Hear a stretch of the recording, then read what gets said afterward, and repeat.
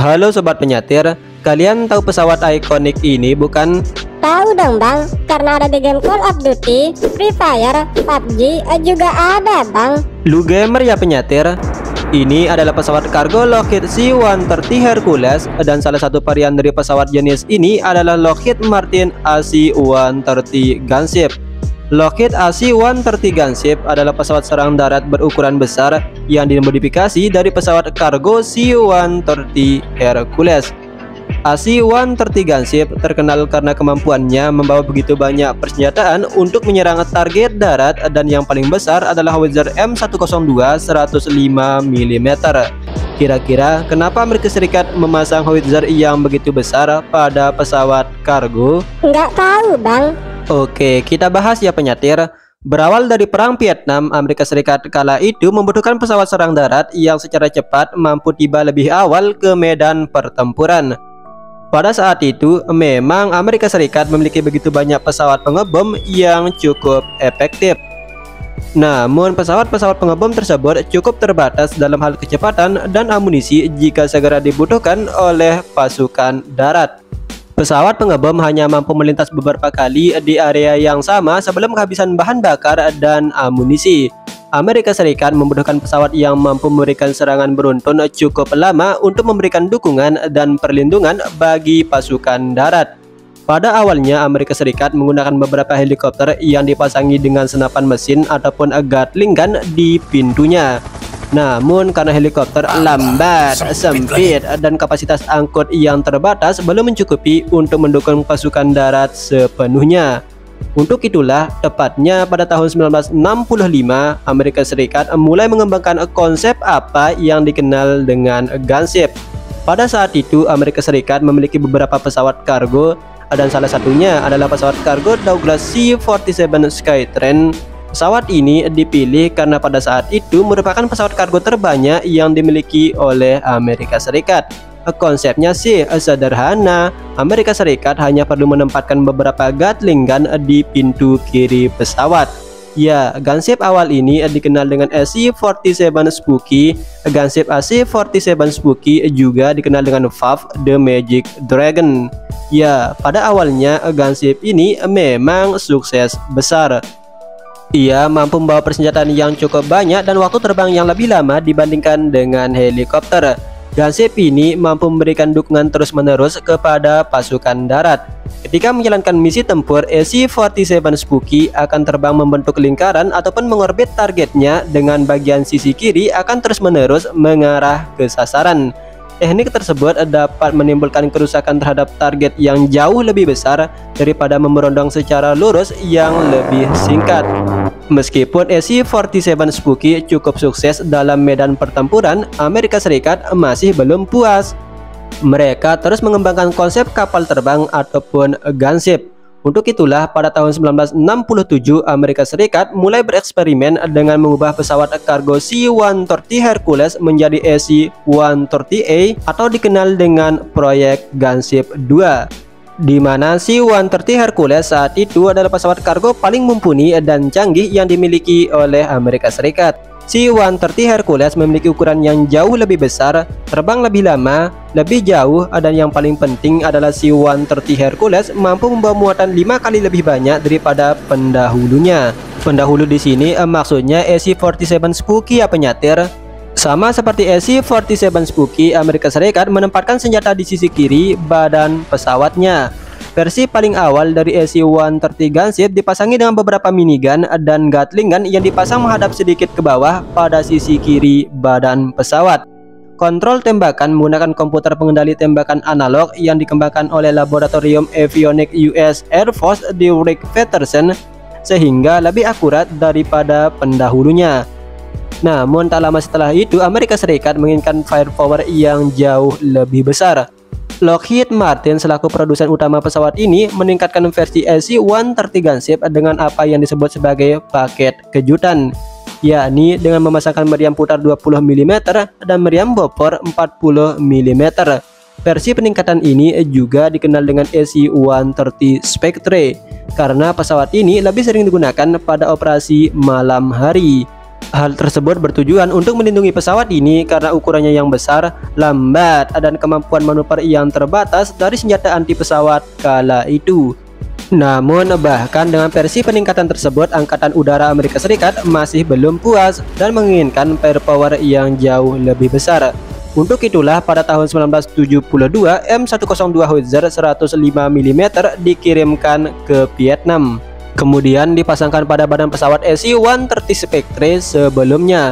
Dari semua senjata yang dipasangkan pada SU-130 Gunship, pemasangan Howitzer adalah yang paling sulit dilakukan. Howitzer adalah pertengahan antara meriam yang menembak secara langsung ataupun direct fire dan mortir yang tidak menembak secara langsung ataupun indirect fire dengan sudut elevasi yang tinggi. Howitzer juga memiliki recoil yang sangat besar, sehingga cukup berpengaruh untuk mendorong badan pesawat ke arah berlawanan. Bahkan recoil dari Howitzer ini mampu mendorong badan pesawat menyamping 1,8 meter ke arah kanan ketika ditembakkan. Sebagai produsen pesawat terbang terbesar, tentu Lockheed Martin dan Boeing punya sumber daya dan peralatan tak terbatas untuk memodifikasi ataupun memasang Howitzer 105 mm ke badan pesawatnya. Meskipun recoil dari tembakan Howitzer tersebut tidak terlalu berpengaruh bagi badan pesawat sebesar C-130 Hercules, namun kalau kena orang bisa bahaya dong. Untuk itulah Lockheed Martin dan Boeing membangun pembatas pengaman yang dicat dengan warna kuning untuk mencegah para operator secara tidak sengaja berdiri di belakang senjata. Senggol dikit enggak ngaruh bang. Pemasangan Howitzer ini tentu memberikan berbagai keuntungan, yakni Howitzer mampu menembakkan berbagai jenis proyektil, misalnya proyektil high explosive fragmentation, peluru anti-tank, high explosive, dan sebagainya. Pada akhirnya pemasangan Howitzer pada pesawat angkut tersebut terselesaikan. Namun tantangan baru muncul, bagaimana caranya menembakkan Howitzer sebesar itu secara akurat dari udara lagi? Tanda tanya. Hal tersebut tentunya memerlukan sistem kontrol yang mumpuni. Untuk itulah pada ruangan kabin AC-130 Gunship dilengkapi dengan begitu banyak kontrol pengendali dan komputer penargetan. Bahkan AC-130 Gunship memerlukan setidaknya 9 orang kru yang terdiri dari 2 orang pilot, 1 orang petugas sistem tempur, 1 operator sistem senjata, 1 operator sistem sensor, dan 4 orang yang bertugas untuk mengoperasikan Howitzer secara langsung. Waduh, ada suara Rembo tuh bang. Sistem kontrol senjata pada AC-130 Gunship sebenarnya cukup sederhana namun rumit.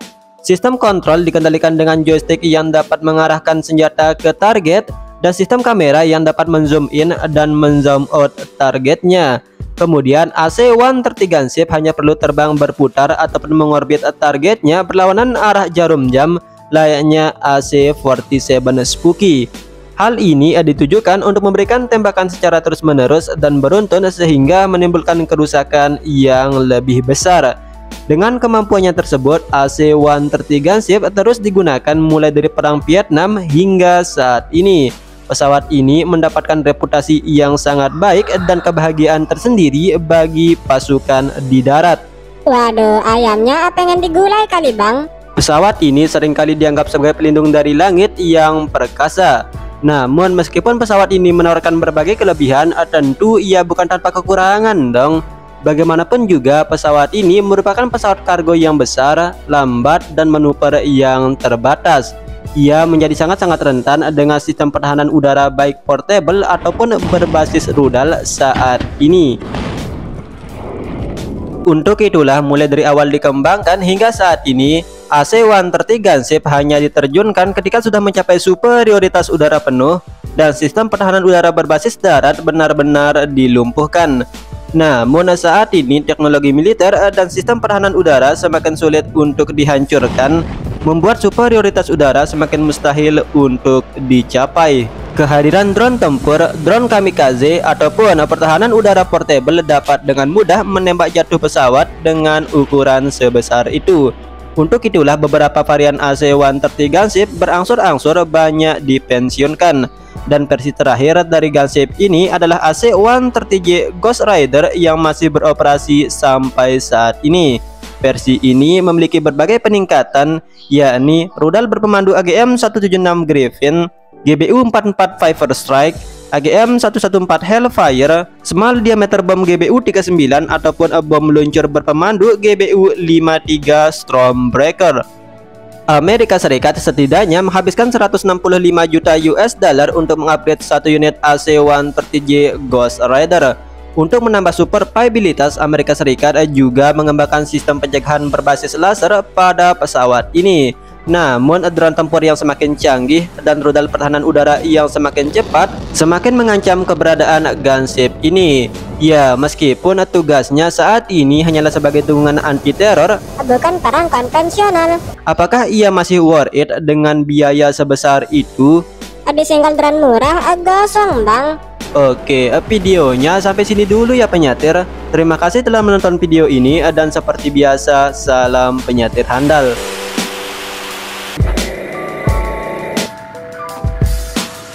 Tidak kena.